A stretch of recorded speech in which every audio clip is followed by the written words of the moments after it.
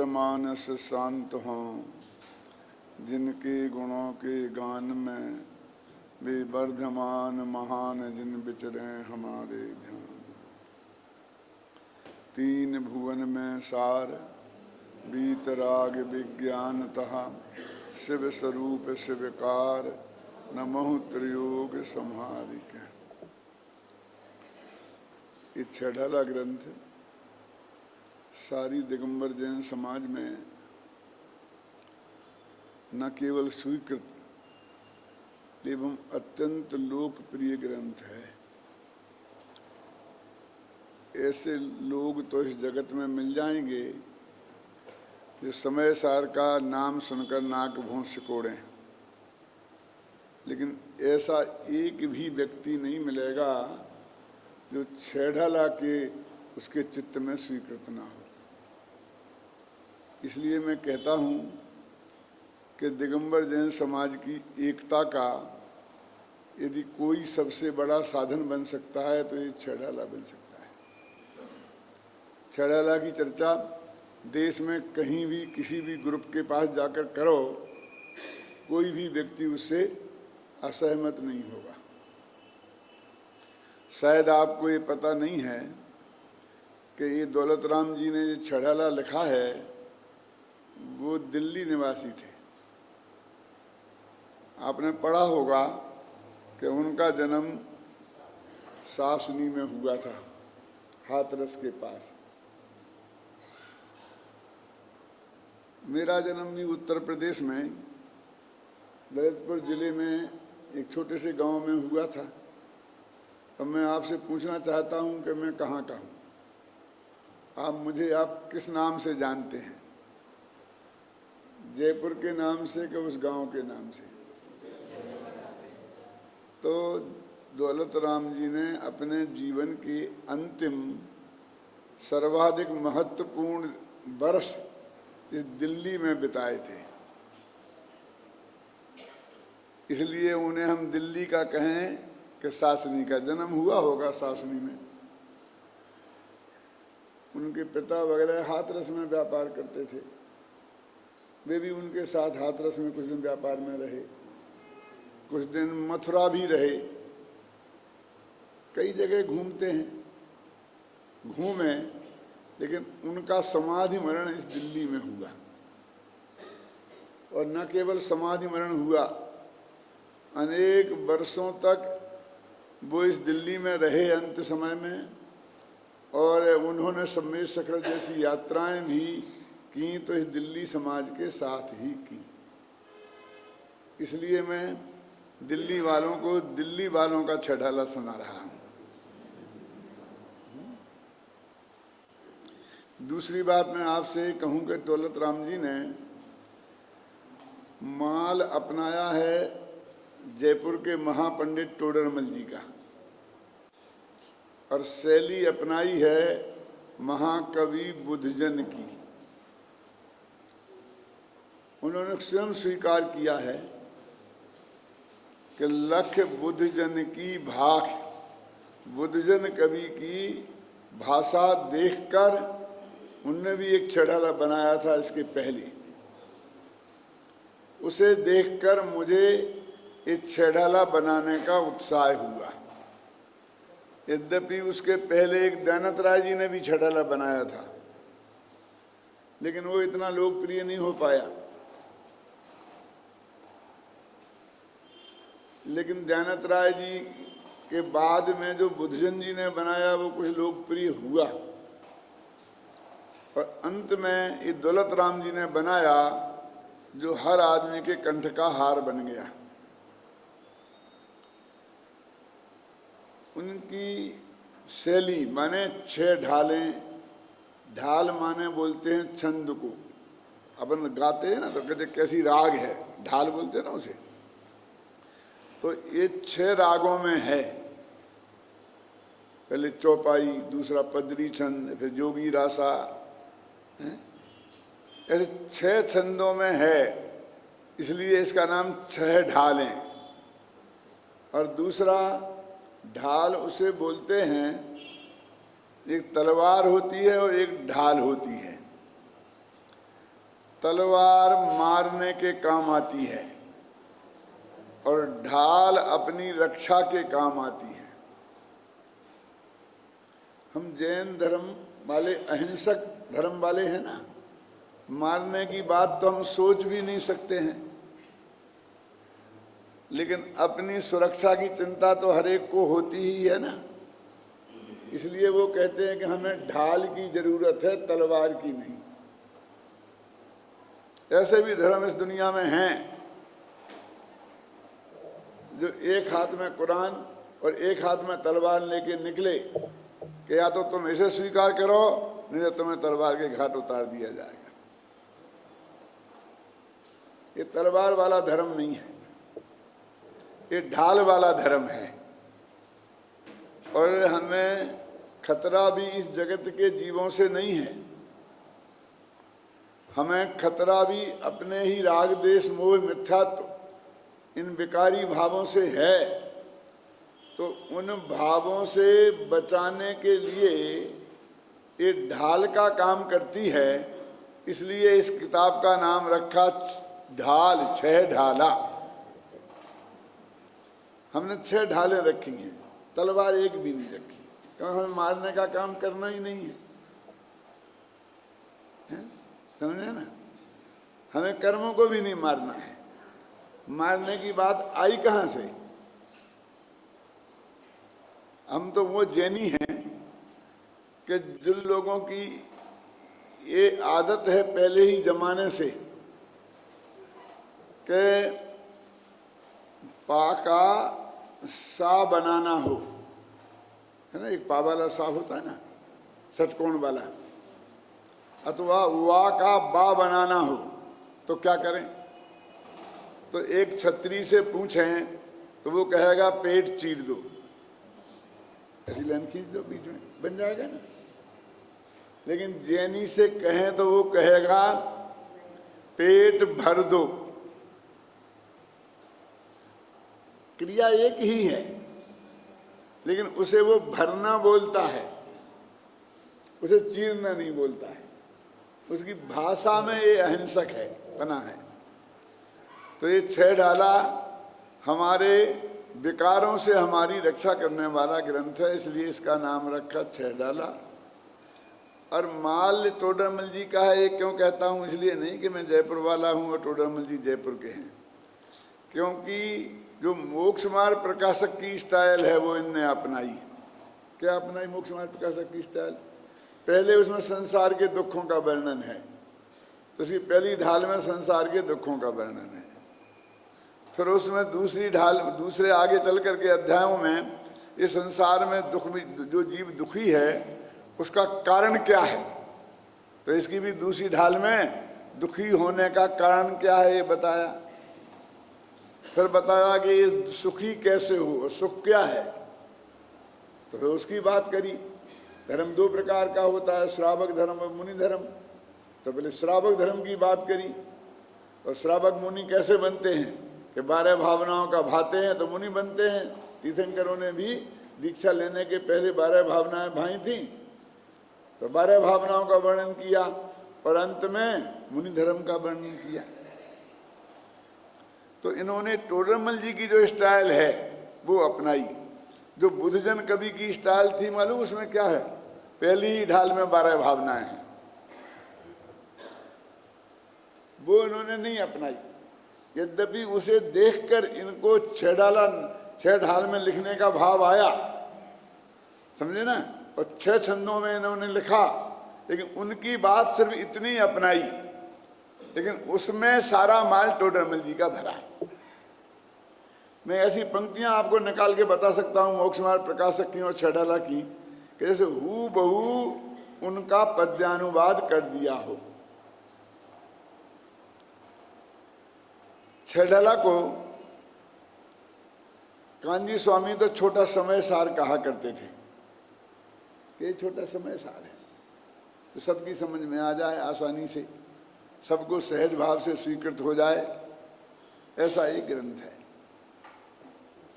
बहुत दिन पहले की बात है कि मैं एक जगह गया था, नाम नहीं बताना चाहता हूँ, तो वहाँ पर मैं गया तो वो एक संस्था चलाते थे, जिसमें लड़कियां पढ़ती थीं, बहुत बड़ा आश्रम था। तो उन्होंने मेरे से कहा कि आप ये लड़कियों की मीटिंग की कि साहब इनसे आप कुछ पूछो, इनसे की कुछ परीक्षा करो, प्रश्न करो इनसे। तो मैंने कहा नहीं, क्या ज़रूरत है कि नहीं आपको पता तो लगे। मैंने कहा आप पढ़ाते हैं, इससे ही हमें पता लग गया कि इनको सब कुछ आता होगा, पूछने की क्या ज़रूरत है। लेकिन उन्होंने बहुत आग्रह किया तो मैंने एक प्रश्न किया, बेटा क्या पढ़ते हो? तो क्या छह ढाला। छह ढाला पढ़ती हो? कि हाँ। तो छह ढाला में किसकी कहानी है? जब मैंने ये प्रश्न किया तो वो चारों तरफ एक दूसरे का मुख देखने लगी, अपने अध्यापिकाओं का मुख देखने लगी, सब चुप्पी, किसी ने कोई जवाब नहीं दिया। एक हिम्मत वाली लड़की थी, पीछे खड़ी हो गई हाथ उठा के कि साहब, मैंने कहा बोलो बेटा क्या बात है? कि एक मेरा प्रश्न आपसे है।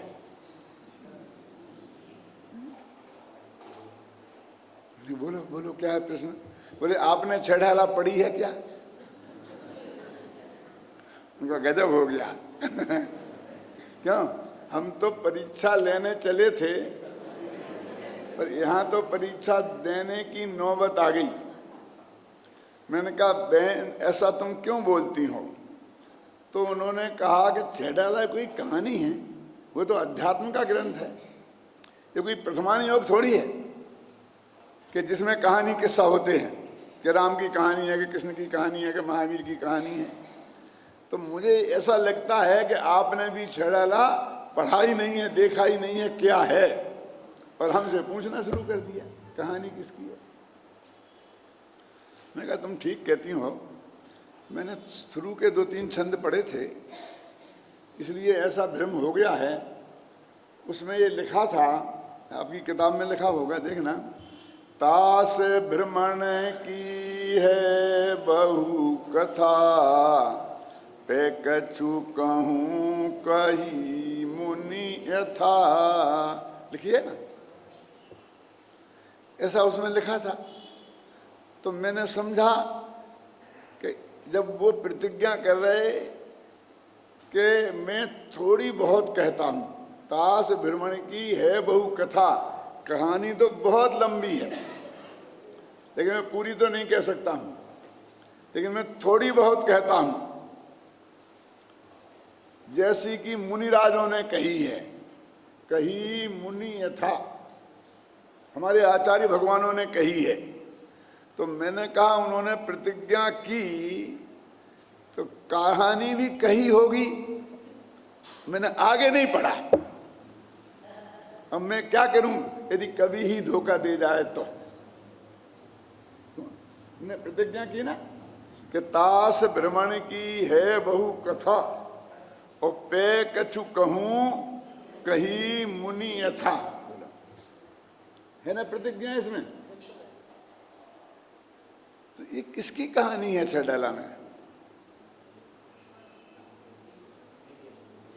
जीव की, हमारी, तुम्हारी, सबकी, बहनों की, भाइयों की।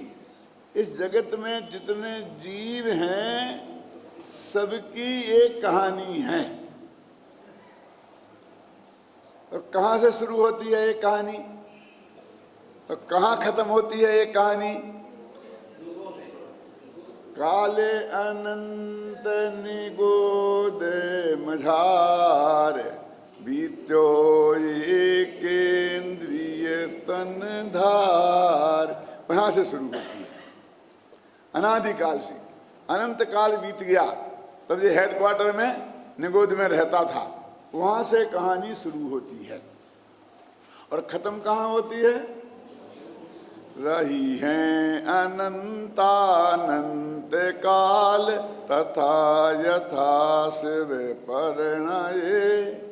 क्या वो अनंत काल तक वे मोक्ष में चले गए ना, तो अनंत सुखी हो गए, और कब तक रहेंगे वहां? देखो, तो निगोद से शुरू हुई और मोक्ष में जाके कथन खत्म हुई।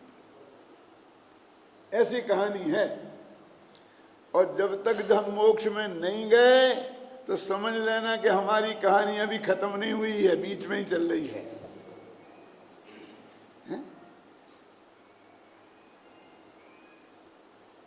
सिद्धों की तो खत्म हो गई ना, कहाँ खत्म हो गई, रही है अनंत अनंत काल तक चलती रहेगी।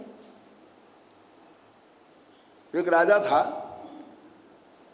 तो उस राजा की ये आदत थी कि जो भी फरियादी उसके यहाँ आता था तो वो कहता साहब मेरे को उसने पीट दिया। तो उनका फिर क्या हुआ, वो ऐसा पूछता था बार बार। और लोग ऐसा फिर कुछ नहीं हुआ, कि कुछ नहीं हुआ ना तो जाओ, और नहीं जाता फिर क्या हुआ, फिर क्या हुआ, फिर क्या हुआ, फिर क्या हुआ, फिर क्या हुआ, पूछते ही रहते थे। आखिरकार अंत में कहना तो पड़े ना कि फिर कुछ नहीं हुआ।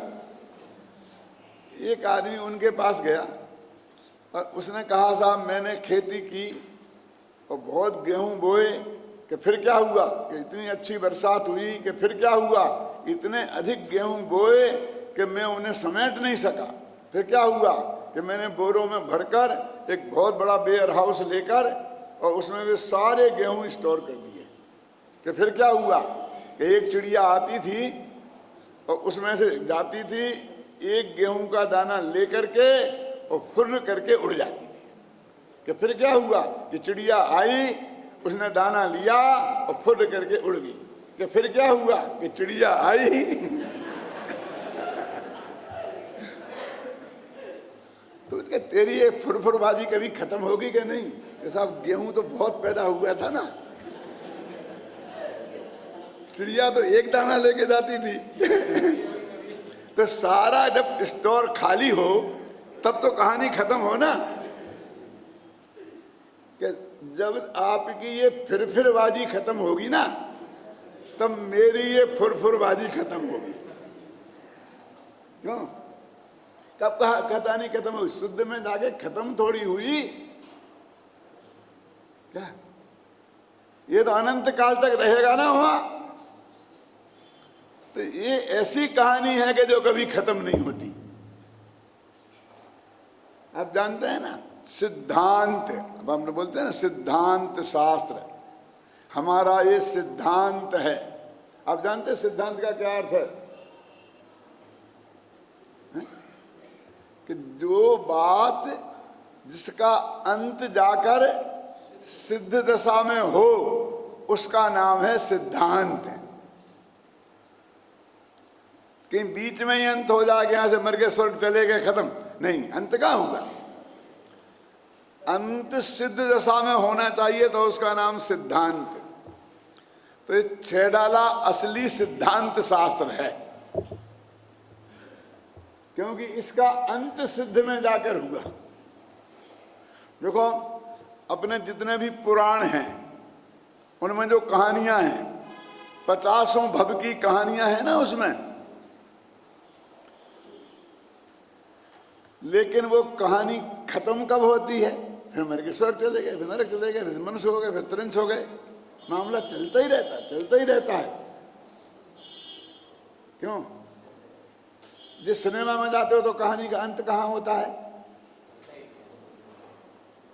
अरे हिंदुस्तान के सिनेमा की एक स्टाइल है, मैं आपको 2 मिनट में बता दूं, सारे सिनेमाओं में जाकर के आप समझ लेना, कहीं जाके देखने की जरूरत ही नहीं है। कहानी शुरू कहाँ से होगी, 2 लड़कियां और 1 लड़का, अथवा 1 लड़की और 2 लड़के, और धमाधम धमाधम धमाधम धमाधम, फिर 1 खत्म हो गया और 1-2 की आपस में शादी हो गई, हाथ में हाथ मिलाया और कहानी खत्म। बस तो और हो तो बता देना, देख लेना जाके जितने भी फिल्में तुमने आज तक देखी हो उसमें से हिसाब किताब लगा के देख लेना। क्यों, क्योंकि हिंदुस्तान का ये नियम है नाट्य शास्त्र का कि कोई भी कहानी सुखांत होना चाहिए, दुखांत नहीं होना चाहिए। ये जो ट्रेजेडी आई है ना, दुखांत कहानियां, ये तो विदेश से आई हैं। शेक्सपियर ने सबसे पहले दुखांत नाटक लिखे तो उनकी नकल पर हिंदुस्तान में लिखे जाने लगे। लेकिन भरत मुनि हुए 2000 वर्ष पहले, उन्होंने नियम लिखा महाकाव्य का, नाटक का, तो लिखा कि हर कहानी का अंत सुख में होना चाहिए, तो ही वो कहानी है भारत, नहीं तो कहानी नहीं है। वो नरक चला गया और कहानी खत्म, तो हमने काय के लिए कहानी सुनी है? नरक जाने वाले के लिए कहानी सुनी हमने। तो जैन धर्म में जब तक कहानी को खत्म ही नहीं करते हैं, जब तक मोक्ष न चला जाए। नरक गया, स्वर्ग गया, यहाँ गया, इस भव में गया, होते होते होते जो हमारा मेन नायक है ना, चाहे वो आदिनाथ हो, चाहे पारसनाथ हो, चाहे महावीर हो, उनके 25 भव सुनाए जाएंगे, लेकिन अंत में मोक्ष में पहुंचाएंगे और पुराण खत्म। इसलिए वो सिद्धांत है ना। अब यदि मैं आपसे कहता हूं कि भारतीय नियम के अनुसार यदि हर कहानी को सुखांत होना चाहिए, हमें नियम मान लें कि हर कहानी को सुखांत होना चाहिए, तो वो जो कहानी है तुम्हारी सिनेमा की अथवा जैनेतर लोगों के द्वारा लिखी हुई, वे सुखांत कहाँ हैं? वो तो भोगांत हैं। क्यों? वो लड़का लड़की की शादी हो गई तो आप बस सुखी हो गए बेटा, अब सुख तो शुरू हुआ है दुख का, अभी दुख का स्टार्टिंग शुरू हुआ है, ये सुखांत नहीं है। क्यों?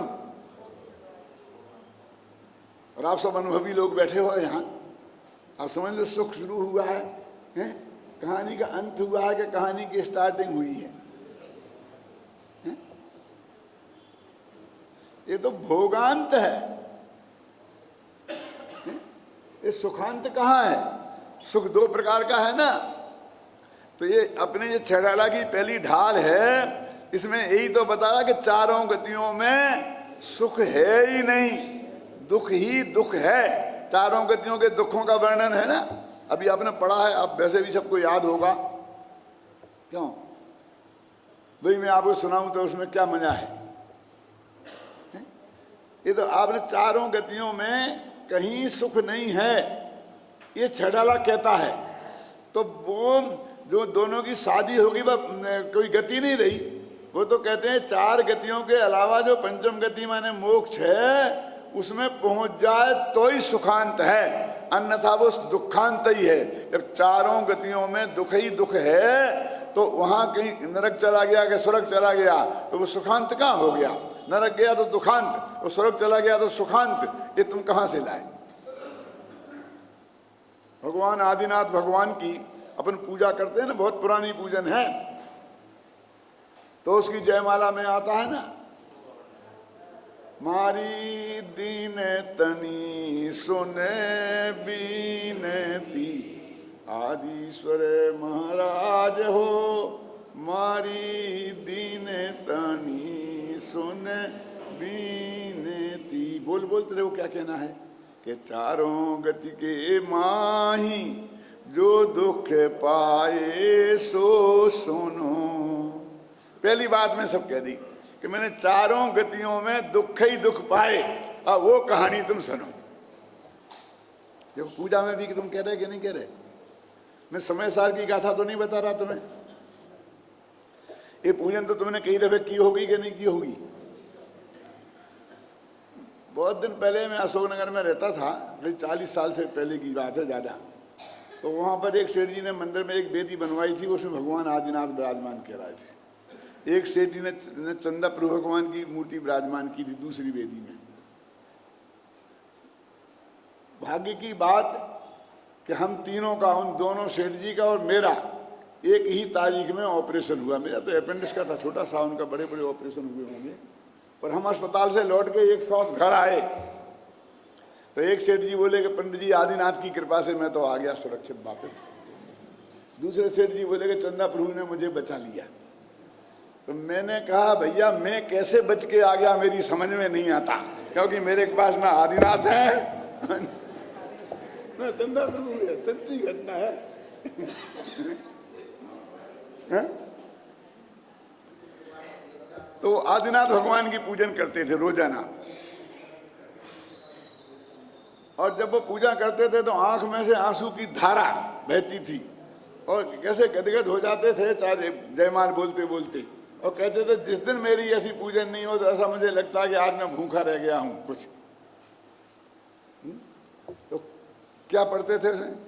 ऊंट बलद भैंसा भयो तापे लदियो भार अपार हो, नहीं चाल्यो तहाँ गिरे पड़ो, पापी देशोटन की मार हो, मारी दीन तणी सोन।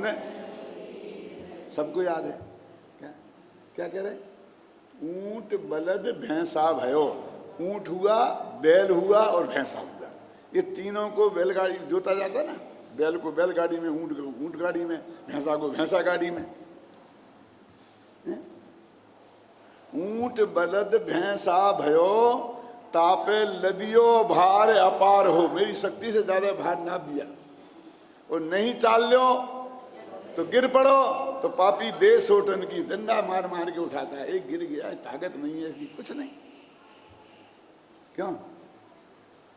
तो वो तुरंत गति के दुख बता रहे थे, क्योंकि पापी देश सोटन की मार हो, फिर धमाधम धमाधम धमाधम सारे वाद्य यंत्र, नाचने वाले नाच रहे, और बीच में एक आदमी बोलता है आज के आनंद की जय।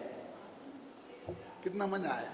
लोग काय को रहे, मजा आया तो आंखों में से आंसू की धारा आ रही है, काय के लिए आई है?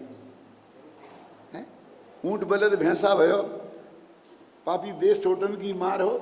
ये सोटन की मार हो रही थी तो आनंद कहाँ आया? ये तो भगवान को अपने दुख की कहानी सुना रहा है, तो पता ही नहीं मुंह से क्या निकल रहा है, क्योंकि झांझ मंजीरा में ही मर गया। अरे उसमें लिखा है कि चारों गतियों में दुख ही दुख है, सुख नहीं है। ये छठा में लिखा, मनुष्य गति के दुख का वर्णन, देव गति के दुख का वर्णन। अरे ऐसा बोलते कि नरक गति के दुख का वर्णन, क्यों? त्रंच गति के दुख का वर्णन, और फिर मनुष्य गति के सुख का वर्णन, और देव गति के सुख का वर्णन। हम तो ऐसे ही मान के बैठे कि नहीं? है?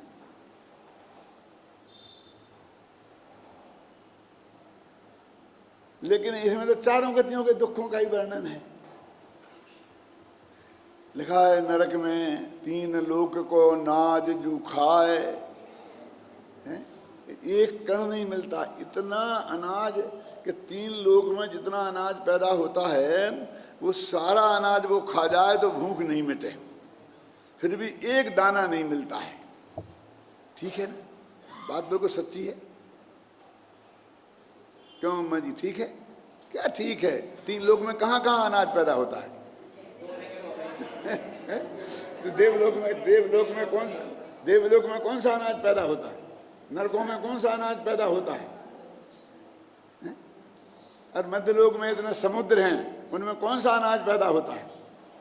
और जो जहाँ भी जमीन है उस जमीन में भी, दिल्ली के इतने बड़े एरिया में कहाँ अनाज पैदा होता है? माने बहुत कम एरिया है जहाँ अनाज पैदा होता है। तो तीन लोग का अनाज क्यों बोल रहे? अरे भाई तुम्हें तो कल्पना करके उसका अंदाज करा रहे। ये तीन लोग का अनाज कह करके तीन लोग में अनाज पैदा होता है ये अर्थ नहीं निकालना। वे अनाज कहाँ कहाँ पैदा होता है इसका वर्णन नहीं कर रहे। क्यों? काय का वर्णन कर रहे हैं?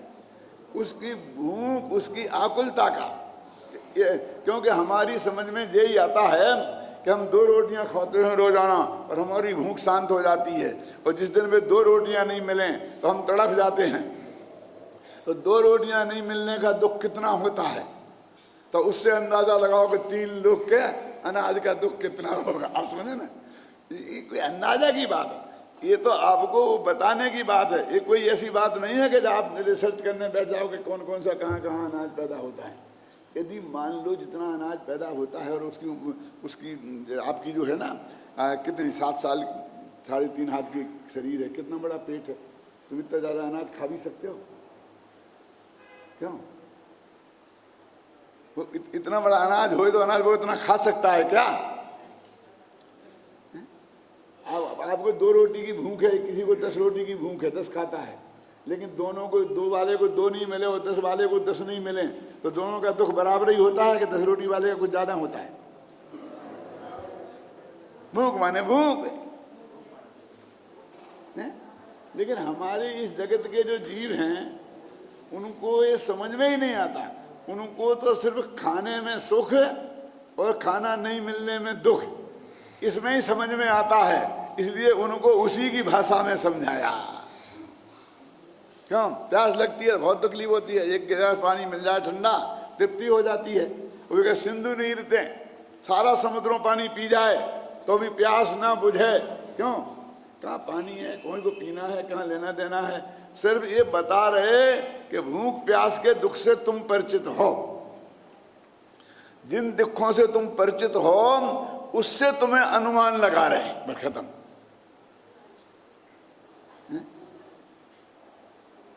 एक इंद्री दो से निकला, दो इंद्री आया, तीन इंद्री आया, देखा ना कि काले अनंत निगोदे मझार बीत्यो एक इंद्रिय तन धार। एक इंद्री शरीर में इतने दिनों तक रहा वो, और फिर निकसे भूमि जल पावक भयो पवन प्रतीक वनस्पति थयो।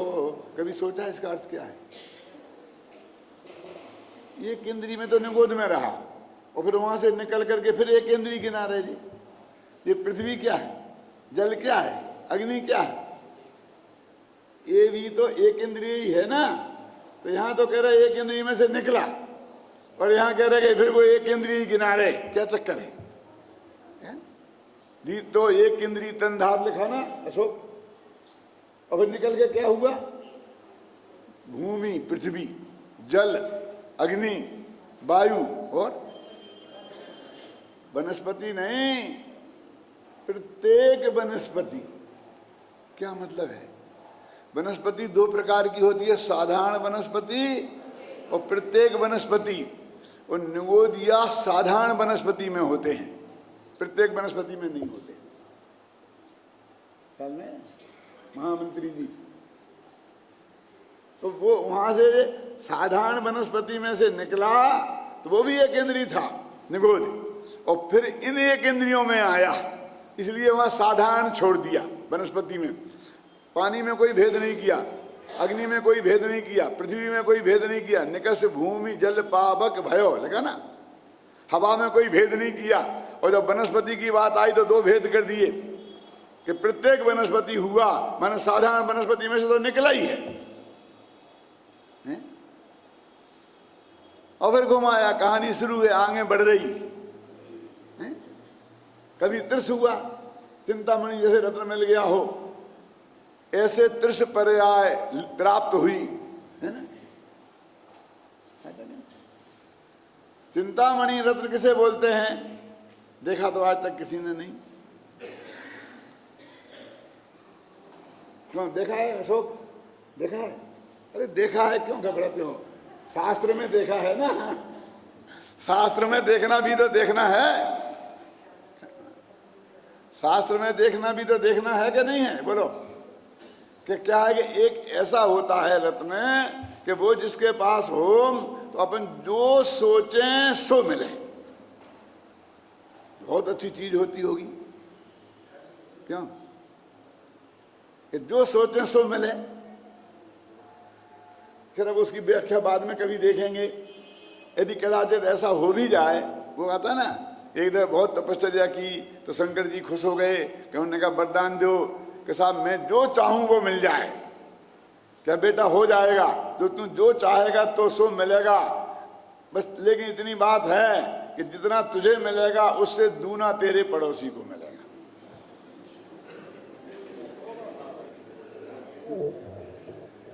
कितना सुखी हो गया होगा वो। 1000 रुपये मांगे तो पड़ोसी को 2000, लाख मांगे तो पड़ोसी को 2 लाख।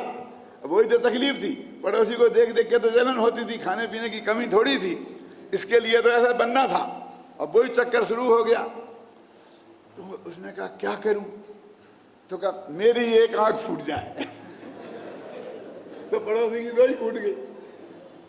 तो इसको कहते ना कि दूसरों की 2 आंखें फोड़ने के लिए अपनी भी एक आंख फोड़ने को ही तैयार हो जाता है।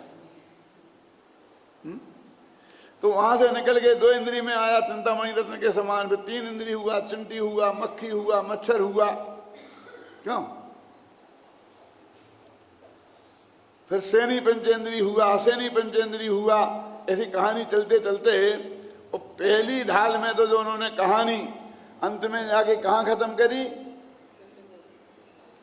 कि यदि तू भवनवासी बेंतर ये देव हो गया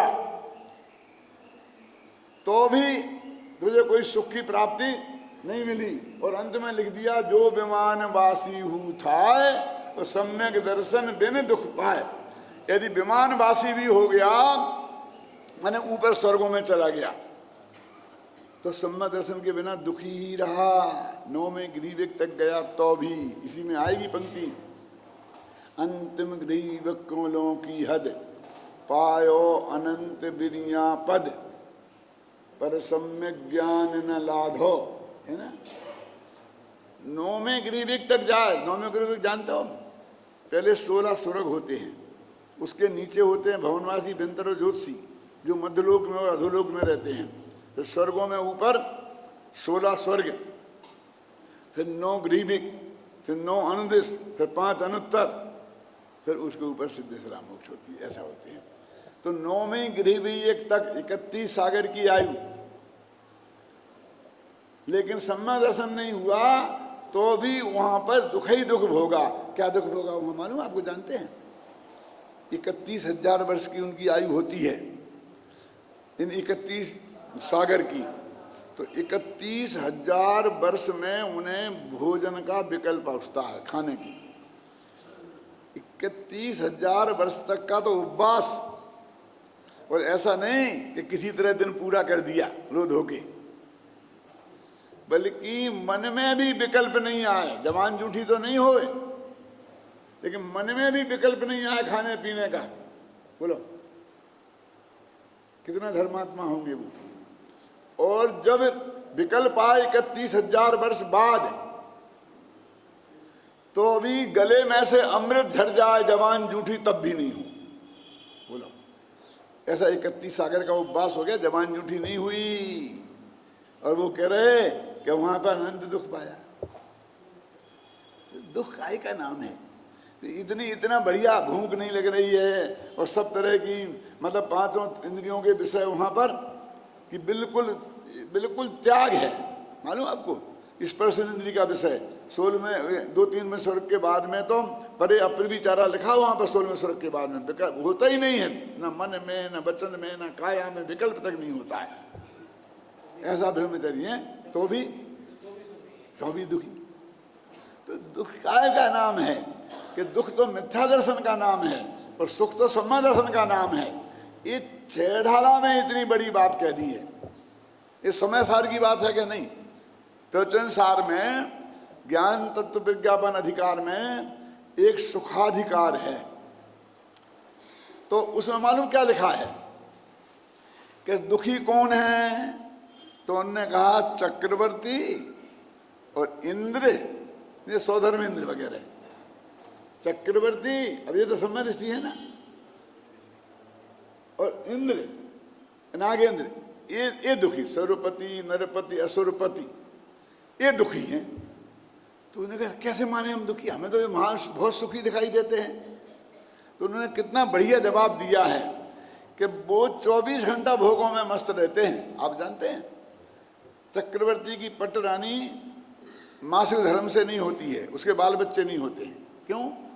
क्योंकि यदि हों तो चक्रवर्ती के भोग को बाधा पड़ती है, और चक्रवर्ती इतना पुण्यशाली है कि उसको निर्बाध भोगों की प्राप्ति होती है।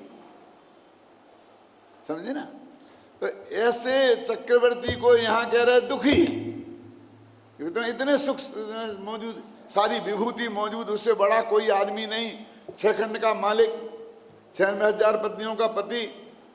तो वो कहते हैं कि यदि ये दुखी नहीं हैं तो इन 5 इंद्रियों के विषयों में इस तरह क्यों रमे हैं? क्योंकि ये कोई अच्छी चीज तो है नहीं, ये तो महागंदी चीज है। क्या लिखा? सुरपति, असुरपति, नरपति इंद्रिय विषय दबदाह से पीड़ित रहें। 5 इंद्रियों के विषयों की भोगने की इतनी आकांक्षा है, उससे इतने पीड़ित हैं कि इतने गंदे पदार्थों में 24 घंटे लगे रहते। भगवान की दिव्य ध्वनि छोड़कर और भरत चक्रवर्ती लड़ाई लड़ने निकल गए। ख्याल में है ना, 96,000 शादियां करने निकल गए। तो ये दुखी नहीं हैं तो ये इतने भोगों में क्यों रहते हैं? इन्होंने उल्टे पकड़ी। अपन तो कहते हैं कि इनके लिए कितना सुख हो गया, वो कहते हैं दुख की निशानी है। देखो मैं आपसे एक बात कहूं कि मैं कभी बीमार नहीं पड़ता। क्यों? कि मेरे पास दवाइयों के 2 बक्से और 2 डॉक्टर हमेशा साथ चलते हैं। क्यों जी? तो मैं कभी बीमार नहीं पड़ता, इसकी निशानी है दवाइयों के बक्से और डॉक्टरों का चलना। कि मैं सदा बीमार हूं, इसकी निशानी है। बोला तो वो कहते इतनी भोग सामग्री उनके पास है और वे उसे भोगते हैं, तो ये उनके सुखी होने की निशानी है कि दुखी होने की निशानी है? उसने बहुत अच्छा एक उदाहरण दिया, बहुत उदाहरण दिए। मैं एक उदाहरण छोटा सा आपको सुनाता हूं। पुराने जमाने में ऐसा होगा कि जब कान में भयंकर दर्द होता था ना, तो कहते हैं कि बकरे की पेशाब कान में डालो तो वो दर्द ठीक हो जाता है। मेरे कहने से कोई डालना मत, कोई तकलीफ हो तो डॉक्टर से पूछना। मैं इसका डॉक्टर नहीं हूं, लेकिन ये समय सार में लिखा है, प्रवचन सार में लिखी है ये बात, आचार्य भगवान ने लिखी है। लेकिन आचार्य भगवान भी कोई डॉक्टर वैद्य नहीं थे, फिर जाके तुम लड़ने आ जाओ बाद में। मैं तो सिर्फ उदाहरण के लिए देता हूं। वो कहते हैं कि बकरे की पेशाब कान में डालो तो कान का दर्द ठीक हो जाता है। तो एक आदमी के कान में भयंकर दर्द था। पहले उससे कहो वैसे ही दर्द नहीं हो कि ये बकरे की पेशाब है, पड़ी है इस कटोरे में, तो तुम इसे फेंक आओ। क्या समझते हो तुम? मुझे भंगी समझते हो? तुम क्या समझते हो मेरे को? मैं नहीं छूऊंगा। उस कटोरे को छूने को तैयार नहीं है। और जब वो कान में भयंकर दर्द हुआ तो कहा कि देखो ये बकरे की पेशाब है, कान में डालेंगे दर्द ठीक हो जाएगा। लेकिन ये समझ लो तुम कि बकरे की पेशाब है और कान में डालेगी तो अकेले कान में नहीं रहेगी, एक गले में पहुंच जाएगी, मुंह में पहुंच जाएगी। क्योंकि अंदर सब एक ही मामला है, बाहर से अलग अलग दिखते हैं ये रास्ते। क्यों? और तुमने करीब गर्म पानी से नीचे करीब पानी तक नहीं पिया है? बोलो डालें कि नहीं डालें? कि क्यों बहस करता है? डालना जल्दी, देर क्यों करता है? तो वो ये जो कह रहा है कि डाल दे जल्दी, देर क्यों करता है, तो आचार्य कहते हैं ये उसके दुखी होने की निशानी है कि सुखी होने की निशानी है। और भी एक बहुत बढ़िया बात कही कि अपन है ना खाना खाएं, तो अभी दिन भर लोग आजकल खाते रहते हैं, तो फिर उनको खाने का मजा ही नहीं आता है। क्यों? कि खाने का मजा तो भूख झटके लगी हो तब है। क्यों? रूखी सूखी रोटी में भी मजा आता है, और यदि भूख नहीं लगी हो ना तो बढ़िया से बढ़िया माल मसाला में भी अच्छा नहीं लगता है। होता क्या नहीं होता है? तो भूख का आनंद लेना है यदि भोजन का, तो भूख लगना जरूरी है। ऐसे 5 इंद्रियों के विषय का समझ लो। संयोग का आनंद लेना है तो वियोग होना जरूरी है, वियोग के बिना संयोग का आनंद नहीं आएगा। अब वो जो वियोग है, खूब डट के भूख लगना, तो वो सुख है क्या दुख? खाओगे जब तो सुखी हो जाओगे, लेकिन जब तक नहीं खाए डट के भूख लगने तक, तो उसका प्रतिक्षण सुख हुआ क्या दुख? यदि भूख का नाम दुख है तो जब थोड़ी लगी तो थोड़ा दुख बढ़ती गई बढ़ती गई बढ़ती गई बढ़ती गई, तो लास्ट पॉइंट में 8 घंटा तो तुम दुखी हुए और 5 मिनट खाया उतने में सुखी हो गए। क्यों? अरे खाने के बाद तो कोई डॉक्टर साहब है, कोई चूरन वूरन है ना, कुछ सांप जैसी हालत हो जाती है, जिसने किसी को डर लिया, उठ नहीं सकता, काम पे नहीं जा सकता, मैं तो सोना पड़ेगा। क्यों? फिर दुख। तो खाते वक्त तो सुख हुआ। अरे खाते वक्त का सुख भी देखना है ना। तो अपन थाली पर बैठे हैं, फिर एक कौर खाते हैं मीठे का, तो मीठे में बहुत अच्छा लगता है ना, हाँ मेरे को मीठा बहुत अच्छा लगता है। तो अगला ही कौर फिर नमकीन का। क्यों? काय के लिए नमकीन? क्यों? मीठा खाना कि जरा मुंह ठीक हो जाए, इसका मतलब मीठा खाने से मुंह खराब हो गया। तो सुख हुआ कि दुख? अच्छा, नमकीन से मुंह ठीक हो जाता है, हाँ तो खा ले तो नमकीन, नमकीन नहीं फिर मीठा, फिर नमकीन, फिर मीठा, खा पी लिया जम के। और अब जरा सौंफ सुपारी लाओ, काहे के लिए? तेरा मुंह ठीक हो जाए। तो खाते वक्त भी तेरे को कितना सुख हुआ है तू समझ ले। पसीना छूट रहा है, ये सुख के निशानी है कि दुख के निशानी है? सिर में जल बोलते हैं पसीना को। तो आचार्य पंडित जी टोडरमल जी यहाँ पर कहते हैं कि चारों गतियों में दुख ही दुख हैं, कहीं भी सुख नहीं है। इसमें मरम की बात यह है कि वो जो ये कह रहे हैं कि नरक में भूख के दुख, प्यास के दुख, तंज गति में बदबंधन के दुख, मारने पीटने के दुख, क्यों? मनुष्य गति में हो जाता ना, बालपने में ऐसा हुआ, जवानी में ऐसा हुआ, बुढ़ापे में ऐसा हुआ, देवगति के। लेकिन वो ये कहते हैं कि सम्यक दर्शन बिन दुख पाए। तो ये चारों गतियों में जो इतने दुख हैं, वे भूख का दुख भोजन की कमी के वजह से नहीं है। भूख का दुख क्यों है? सम्यक दर्शन नहीं होने से है। क्या कह रहे कि भूख का दुख कैसे मिटेगा? कि भोजन करने से, कि सम्यक दर्शन से? कैसी विचित्र बात है। हम जिसका जो कारण है दुख का उसे जान नहीं रहे, जो दुख का कारण नहीं है उसे जान रहे, वो इलाज कर रहे है ना। वो तो ये कहते हैं कि चारों गति के जो दुख हमने गिनाए वो सम्यक दर्शन बिन दुख पाए, उन सब पर घटित करना, एक पर नहीं।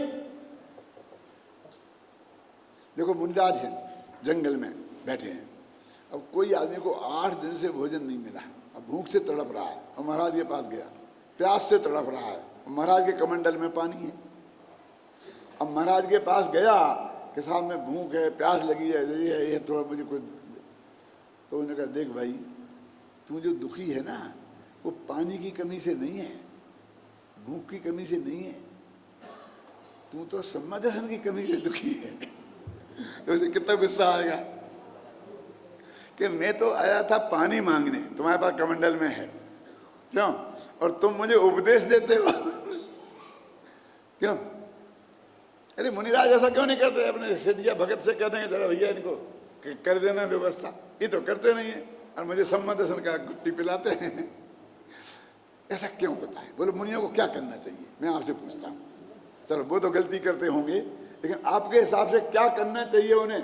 अपनी कमंडलों का पानी उन्हें पिला देना चाहिए, जो कभी मंजता नहीं है और जो शुद्धि के काम आता है। क्यों? तुम पी सकते हो वो पानी को? क्यों? तो क्यों उनको पानी पिलाने का भाव क्यों नहीं आता? किसी से ये कहने का भाव क्यों नहीं आता कि पानी पिला दो, भोजन करा दो? और आजकल कुछ करने लग गए हो तो मुझे पता नहीं है, लेकिन वस्तु स्थिति तो ये है शास्त्र के हिसाब से। क्यों? क्योंकि उनने दिन रात ये चिंतन करके तत्व निकाला है कि जीव मिथ्या दर्शन के कारण ही दुखी है, मिथ्या ज्ञान के कारण ही दुखी है, मिथ्या चारित्र के कारण दुखी है, और इनको मेटे बिना, सम्मादहन ज्ञान चारित्र के बिना सुख हो ही नहीं सकता। ये पक्का उनको दिश्रद्धान है, इसलिए वे उसका उपदेश देते हैं। उनको तो असली चीज पता है ना, क्यों क्या तकलीफ है।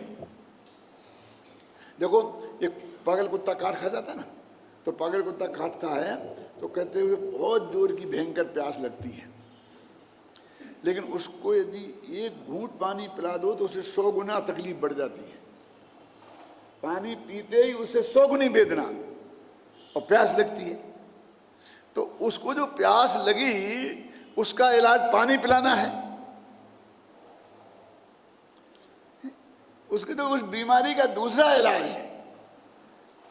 तो असली जो डॉक्टर होगा वो उसे पानी, वो चिल्लाएगा पानी पानी पानी, तो पानी लाके देगा कि दवाई देगा? बोलो क्या करेगा? क्योंकि वो जानता है कि इसके दुख का कारण ये है ही नहीं। मोती जरा हो गया, उब्बा बोरा लंघन होती है ना, तो वो पानी माने खाना बुलाता है, वैद्य नहीं देता है, वैद्य दवाई देता है। क्यों? वो जानता है कि इसकी तकलीफ तो इससे मिटने वाली है, उससे मिटने वाली है नहीं। तो मुनिराज बेचारे क्या करें? वो ये जानते हैं कि ये मिथ्या दर्शन ज्ञान चारित्र के कारण दुखी है, वो संबंध ज्ञान चारित्र से सुखी हो सकता है, इसलिए वो सुख का उसका उपदेश देते हैं। और हमने वो तो मान रखा है कि दुख कैसे है कि रोटी नहीं मिली इसलिए दुख है, कपड़े नहीं मिले, रोटी कपड़ा और मकान, इन 3 चीज़ों की कमी की वजह से हम दुखी हैं, और इन 3 चीज़ों का इंतजाम हो जाए तो हम सुखी हो जाएंगे। क्यों? सारी दुनिया यही कहते हैं, गवर्नमेंट आगे जो नेता लोग आपको कहते हैं रोटी कपड़ा और मकान बढ़िया बढ़िया कर देंगे एकदम, और तुम्हारा सब सुखी हो जाओगे। तो भाई हो जाएंगे कि नहीं होंगे, इसका पता तो तब चलेगा जब हमारे पास रोटी कपड़ा मकान का इंतजाम हो जाएगा तब। तो इस भव में नहीं हो पाया तो एक भव मुफ्त में ही जाने दोगे? ये निर्णय नहीं करोगे कि सारी चीजें खुद के ही अनुभव से सीखोगे? तुम्हारे सामने ऐसे लोग नहीं हैं कि जिनके पास इनकी कोई कमी नहीं है। क्यों? दे तो उनसे नहीं सीख सकते हो? सब चीजें अपने से ही सीखोगे। पैसे की कमी है इसलिए भाई भाई में झगड़ा होता है। क्यों? तो जो अंबानी बंधुओं में झगड़ा हुआ था ना, मुकेश और अनिल में, पैसे ही कमी से हुआ होगा। अब ये 2 अलग अलग हो गए तो भी कहते हैं हिंदुस्तान में नंबर 1 पैसे वाला मुकेश अंबानी है और नंबर 3 अनिल अंबानी। अरे 2 ही जने इकट्ठे होते तो कितना होता? अब दोनों के पास इतना हो, इतना झगड़ा किस बात का? बोलो काय का झगड़ा है? ये सुखी हो गए। और गांव गांव में सब्जी बेचेंगे वे, आलू भिंडी बेचेंगे वे गांव गांव में, वो भिंडी के खेत लगा के पैदा करेंगे और वहां से सीधी लाएंगे और बेचेंगे। उन्हें कुंजड़ों को भी भूखों मारना है।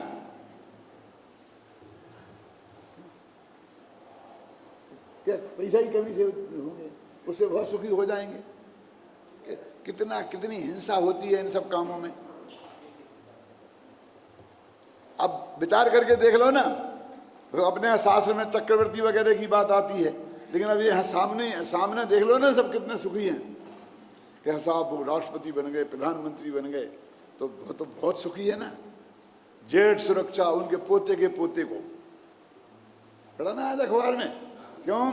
आतंकवादी कहते हैं कि इनके पोतों को उड़ा ले जाओ, बेटी के बेटों को उड़ा ले जाओ, कहीं भी मिल जाए स्कूल में, तो फिर कहेंगे कि आतंकवादियों को छोड़ो, तो ऐसे छोड़ेंगे क्योंकि जो उस कुर्सी पे बैठे हैं ये छुड़ा सकते हैं।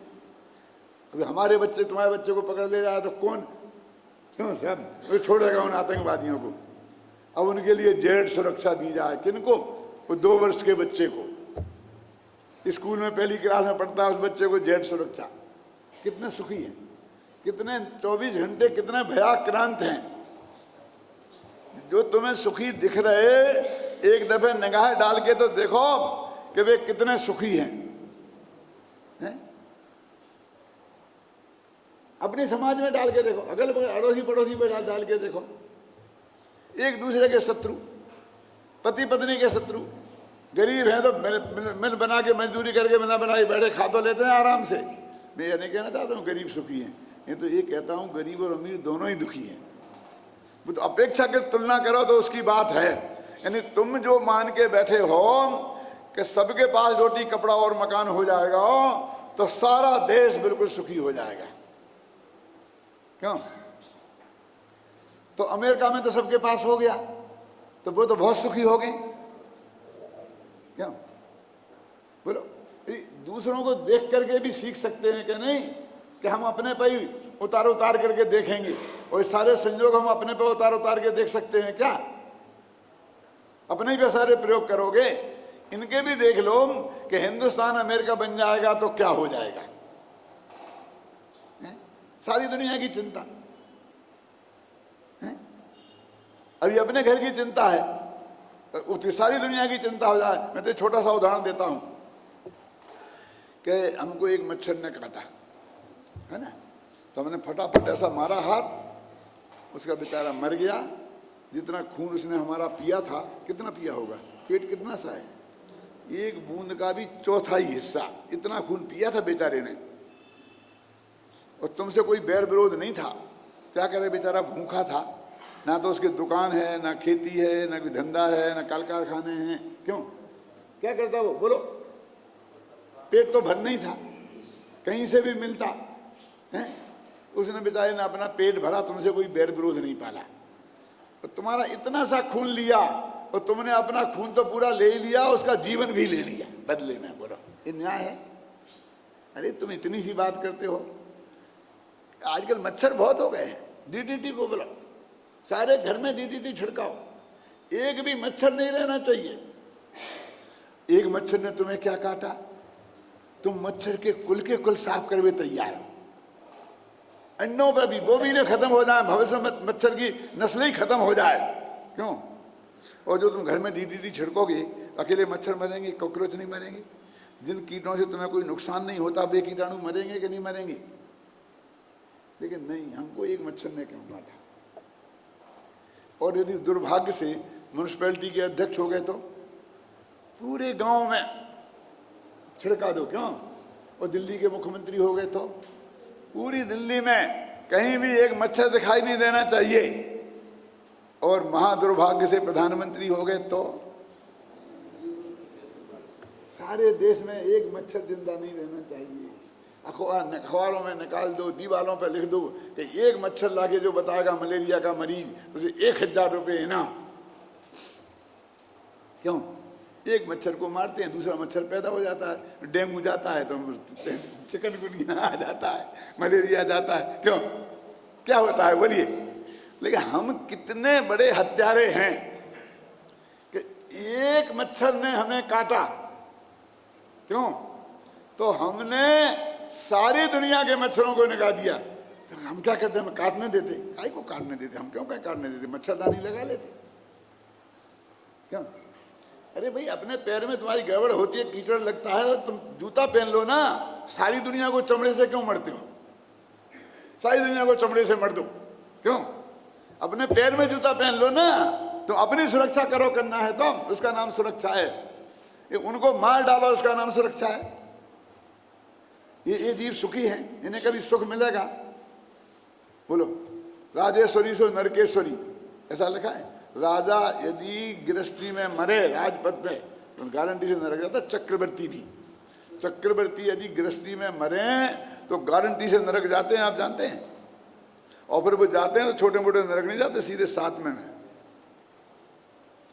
कि भरत तो मोक्ष गए, चक्रवर्ती, अरे भरत चक्रवर्ती थोड़ी मोक्ष गए। वो जब दीक्षा ले ली और भरत मुनि बन गए तो भरत मुनि मोक्ष गए हैं। और हम कहे भरत चक्रवर्ती मोक्ष गए। भरत चक्रवर्ती का है को मोक्ष गए? मुनि मोक्ष गए ना। यदि वो चक्रवर्तित्व में मरे, शुभम चक्रवर्ती, ब्रह्मदत्त चक्रवर्ती, तो नरक गए कि नहीं गए? तो जो चीज अनंत दुख का कारण है उसे हमने सुख स्वरूप मान लिया है, सुख का कारण मान लिया है। गुजरात की तो हालत ऐसी है, हम जाते हैं कभी वहां तो हम, यहाँ कितने घर जैनियों के होंगे? तो कहते हैं कि 100 घर होंगे। फिर बिना ही पूछे बताते हैं कि 10 घर सुखी हैं। लेकिन हमने कब पूछा था कि कितने सुखी है, कितने दुखी है? क्यों? आप समझिए 10 घर सुखी का मतलब क्या है? अरे हम तो जानते हैं कि सारे संसार में कोई सुखी नहीं है। जो संसार विषय सुख हो तो तीर्थंकार क्यों त्यागे, काहे को शिव साधन करते, संयम सो अनुराग। बोलो, सुख है संसार में। उनके पास क्या कमी थी? भरत चक्रवर्ती के पास क्या कमी थी? उन्हें सुख महसूस नहीं हुआ, तब तो एक क्षण में पूरा छोड़ के और नंगनगर होकर चले गए ना। और हम कहते हमें मिल जाएगा, हम तब देखेंगे अनुभव करके। भाई, बहुत बातें दूसरों के अनुभव से भी सीख लेना चाहिए। पहली ढाल का एकमात्र इतना ही कथन है कि संसार में सुख नहीं है। ये बात आपकी समझ में आ गई तो समझ लेना पहली ढाल समझ में आ गई।